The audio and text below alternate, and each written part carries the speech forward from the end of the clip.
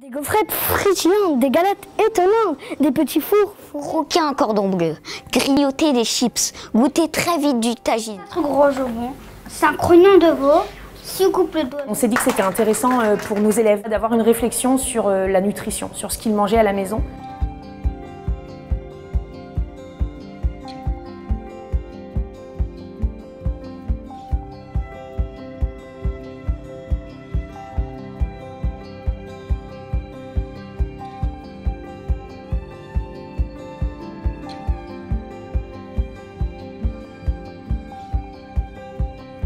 On s'est amusé à faire un sondage, en même temps que vous faisiez des ateliers poétiques.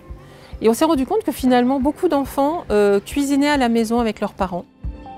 Et que finalement, ils avaient déjà une notion de ce que c'était que la bonne ou la mauvaise alimentation.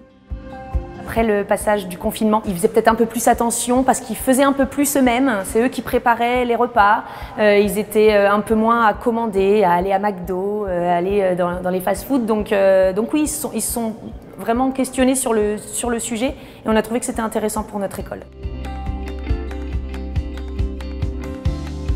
On a beaucoup travaillé sur les dangers du sucre. Ils sont tout à fait conscients de ce que c'est que le sucre, de son danger. Et ils ont aussi compris qu'il fallait faire attention à ne pas manger trop de sucre, à manger équilibré.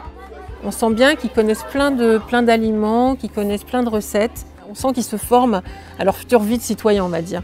Et ça, pour nous, c'est important. Et donc, on se rend compte que finalement, d'être dans la connaissance, mais aussi dans la production artistique, ça permet vraiment une prise de conscience.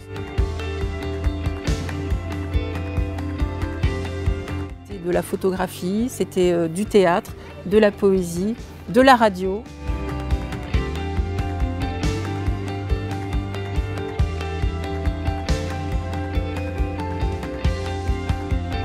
Du travail d'écriture, on en fait tous les jours. Donc là, c'était l'écriture de poèmes avec des thèmes particuliers pour les guider, pour pas qu'ils soient perdus devant le travail. Et puis ensuite, la répétition, la mise en voix, c'est aussi du travail qu'on attend d'eux sur les compétences de CM1. Il y avait plein de mots pour dire comment manger, donc s'empiffrer, manger. On écrivait sur une feuille ce qu'on préférait manger. Il y avait ce qu'on aime, ce qu'on n'aime pas.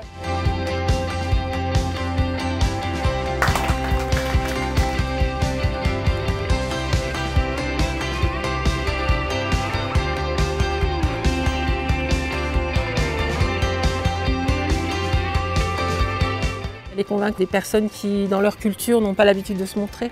Donc là, elles ont fait vraiment un effort pour venir pour leur enfant et le sujet leur parlait.